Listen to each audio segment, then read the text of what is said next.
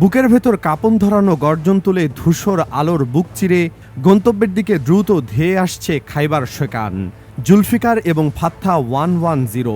মধ্যপ্রাচ্যের মাটিতে গড়ে ওঠা মার্কিন সামরিক ঘাঁটিগুলোর দেমাগ আর দর্প নিমিষে ধূলিসাৎ করে দেওয়ার জন্য ইরানের এই কঠিন সলিড ফুয়েল চালিত ক্ষেপণাস্ত্রগুলোই যে একা যথেষ্ট তা আজ এক রক্তাক্ত সত্য হয়ে সামনে দাঁড়িয়েছে।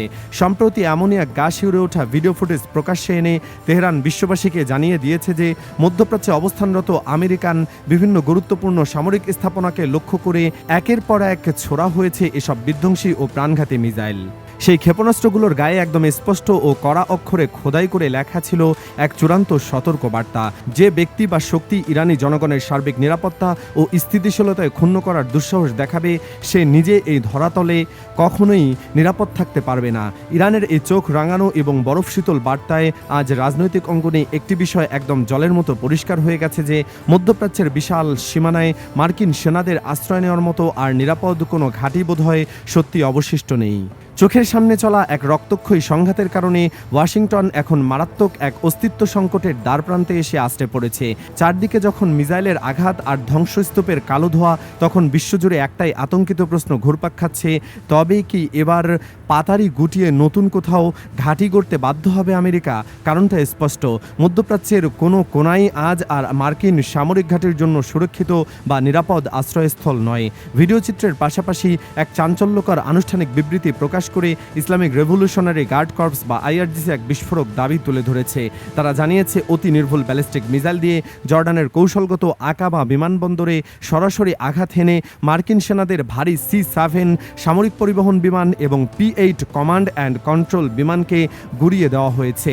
তাণ্ডব কিন্তু স্রেফ এখানেই থেমে থাকেনি। কুয়েতে অবস্থিত মার্কিন বাহিনীর অত্যন্ত সংবেদনশীল রাডার ব্যবস্থা, নানা ধরনের ভারী সামরিক সরঞ্জাম, যুদ্ধবিমানের দামি সব খুচরা যন্ত্রাংশ দিয়ে ঠাসা বিশাল গোদাম এবং তাদের গর্বের আমেরিকান MQ-9 সামরিক ড্রোন রাখার পুরো হ্যাঙ্গারটিকে মুহূর্তের মধ্যে স্রেফ ধ্বংসস্তূপে পরিণত করা হয়েছে।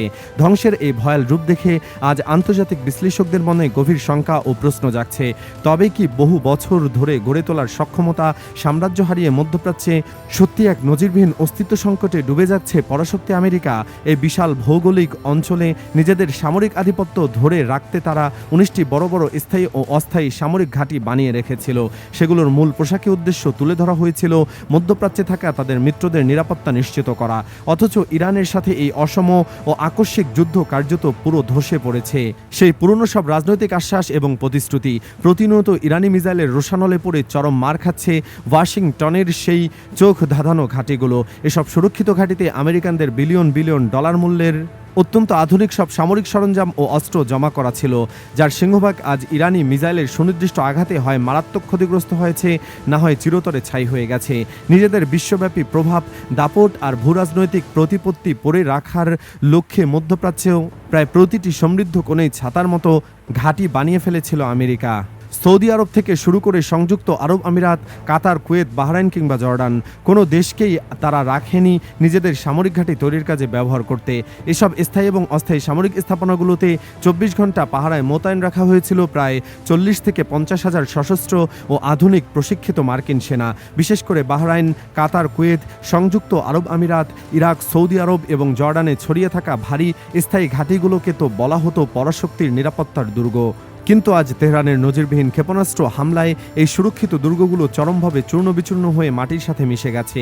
বিশ্বমানচিত্রের সেই সুদূর তুরস্কেও রয়েছে যুক্তরাষ্ট্রের একটি গুরুত্বপূর্ণ এবং কৌশলগত সামরিক ঘাঁটি। বহু বছর ধরেই এই ঘাঁটিটিকে ন্যাটো জোটের অন্যতম গুরুত্বপূর্ণ অবকাঠামো হিসেবে বিবেচনা করা হয়। সামরিক বিশ্লেষকদের একটি অংশের মতে আঞ্চলিক কোনো বড় ধরনের সংঘাত দেখা দিলে এই ঘাঁটির ভূমিকা অত্যন্ত গুরুত্বপূর্ণ হয়ে উঠতে পারে। একই সঙ্গে দীর্ঘদিন ধরেই বিভিন্ন আন্তর্জাতিক প্রতিবেদনে উল্লেখ করা হয়েছে যে সেখানে মার্কিন পারমাণবিক অস্ত্র সংরক্ষণের সক্ষমতা রয়েছে এবং অতীতে সেখানে B-61 ধরনের পারমাণবিক বোমা সংরক্ষিত থাকার বিষয়ে বিভিন্ন সংবাদ ও গবেষণা প্রতিষ্ঠানের প্রতিবেদনে আলোচনা হয়েছে। তবে এসব অস্ত্রের সুনির্দিষ্ট সংখ্যা বা বর্তমান অবস্থান সম্পর্কে যুক্তরাষ্ট্র আনুষ্ঠানিকভাবে বিস্তারিত তথ্য প্রকাশ করে না। এ কারণেই সামরিক বিশ্লেষকদের একাংশ মনে করেন এমন একটি স্থাপনায় সরাসরি হামলার সম্ভাবনা তুলনামূলক কম হতে পারে, কারণ সেখানে যে কোনো ধরনের সংঘর্ষ অনাকাঙ্ক্ষিত ও বহুমাত্রিক আন্তর্জাতিক সংকট সৃষ্টি করতে পারে। পাশাপাশি ন্যাটো সদস্য রাষ্ট্রের ভূখণ্ডে বড় ধরনের হামলা আঞ্চলিক সংঘাতকে আরও বিস্তৃত করার ঝুঁকি তৈরি করতে পারে বলে বলে বিশ্লেষকরা মনে করেন। তবে এ ধরনের মূল্যায়ন মূলত বিশেষজ্ঞদের বিশ্লেষণ, সংশ্লিষ্ট পক্ষগুলোর এ বিষয়ে কোনো অভিন্ন অবস্থান প্রকাশ করেনি। অন্যদিকে মধ্যপ্রাচ্যের বিভিন্ন দেশে ছড়িয়ে থাকা মার্কিন সামরিক ঘাঁটিগুলোকে ঘিরে নিরাপত্তা উদ্বেগ ক্রমেই বাড়ছে। সামরিক বিশ্লেষকদের মতে ইরান দীর্ঘদিন ধরেই তাদের ক্ষেপণাস্ত্র ও ড্রোন সক্ষমতা উল্লেখযোগ্যভাবে বৃদ্ধি করেছে এবং এই সক্ষমতাকে তারা আঞ্চলিক প্রতিরোধ কৌশলের একটি গুরুত্বপূর্ণ অংশ হিসেবে তুলে ধরে। বিভিন্ন সময় ইরানি কর্মকর্তারাও দাবি করেছেন যে প্রয়োজন হলে তারা অঞ্চলে অবস্থানরত মার্কিন ঘাঁটিগুলোর বিরুদ্ধে পাল্টা জবাব দেওয়ার সক্ষমতা রাখবে। তবে এই ধরনের বক্তব্যের বাস্তব প্রয়োগ, কার্যকারিতা কিংবা সম্ভাব্য পরিণতি নিয়ে আন্তর্জাতিক মহলে ভিন্নমত রয়েছে। যুক্তরাষ্ট্র একইভাবে দাবি করেছে যে তাদের ঘাঁটিগুলোতে উন্নত আকাশ প্রতিরক্ষা ব্যবস্থা, গোয়েন্দা নজরদারি এবং বহুমাত্রিক নিরাপত্তা ব্যবস্থা সক্রিয় রয়েছে। ফলে সম্ভাব্য যে কোনো হুমকি মোকাবেলার প্রস্তুতি তাদের রয়েছে বলেই ওয়াশিংটনের অবস্থান। যুদ্ধের এমন দ্রুত পরিবর্তনশীল পরিস্থিতিতে ওয়াশিংটনের সামনে সবচেয়ে বড় চ্যালেঞ্জ হয়ে উঠেছে মধ্যপ্রাচ্যে ছড়িয়ে থাকা সামরিক স্থাপনাগুলোর নিরাপত্তা নিশ্চিত করা। কোনো সংঘাত দীর্ঘায়িত হলে শুধু সেনা সদস্যদের নিরাপত্তাই নয়, বরং অত্যাধুনিক যুদ্ধবিমান, ক্ষেপণাস্ত্র প্রতিরক্ষা ব্যবস্থা, যোগাযোগ অবকাঠামো এবং বিলিয়ন ডলার মূল্যের সামরিক সরঞ্জাম রক্ষা করাও একটি বড় কৌশলগত বিষয় হয়ে দাঁড়ায়। সামরিক বিশ্লেষকদের মতে এ ধরনের পরিস্থিতিতে বাহিনী ও সরঞ্জামের পুনর্বিন্যাস, ঘাঁটি নিরাপত্তা জোরদার, অতিরিক্ত প্রতিরক্ষা ব্যবস্থা মোতায়েন এবং মিত্রদেশগুলোর সঙ্গে সমন্বয় এসব বিষয়কে সর্বোচ্চ গুরুত্ব দেওয়া হয়। একই সঙ্গে ভুল হিসাব বা সীমিত আকারে কোনো হামলা দ্রুত বড় আঞ্চলিক সংঘাতে রূপ নিতে পারে বলে তারা সতর্ক করছেন। অন্যদিকে ইরানের ক্ষেপণাস্ত্র ও ড্রোন সক্ষমতা নিয়ে বিভিন্ন আন্তর্জাতিক গবেষণা প্রতিষ্ঠান ও প্রতিরক্ষা বিশ্লেষকদের মতে দীর্ঘদিন ধরেই আলোচনা চলছে। অনেকের মতে সাম্প্রতিক বছরগুলোতে ইরান তাদের দূরপাল্লার অস্ত্র ব্যবস্থা, নির্ভুলতা বৃদ্ধি এবং ড্রোন প্রযুক্তিতে উল্লেখযোগ্য অগ্রগতি অর্জনের চেষ্টা করেছে। তবে কোনো সম্ভাব্য সংঘাতে এসব অস্ত্র কতটা কার্যকর হবে তা বাস্তবে কী ধরনের ফলাফল বয়ে আনতে পারে তা নিশ্চিতভাবে বলা সম্ভব নয়, কারণ যে কোনো সামরিক সংঘর্ষের ফলাফল নির্ভর করে বহু পরিবর্তনশীল বিষয়ের উপর। ফলে বর্তমান পরিস্থিতিকে ঘিরে বিভিন্ন পক্ষের বক্তব্য, সামরিক প্রস্তুতি এবং কৌশলগত অবস্থান আন্তর্জাতিক পর্যবেক্ষকদের গভীর নজরে রয়েছে এবং কূটনৈতিক সমাধানের প্রয়োজনীয়তার উপরও জোর দেওয়া হচ্ছে।